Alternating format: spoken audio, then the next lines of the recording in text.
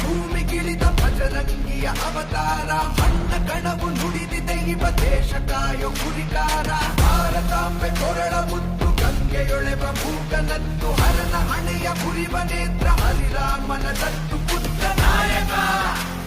ನಮೋ ನಮ್ಮ ಸೈನಿಕ ನಮೋ ಕಾಯ ರಕ್ಷಕ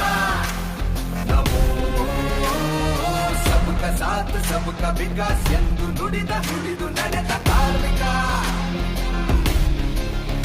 ದೇಶ ಸೇವಕ ಜೈ ಹೋ he's the power of India jai ho he's the future of India jai ho he's the face of India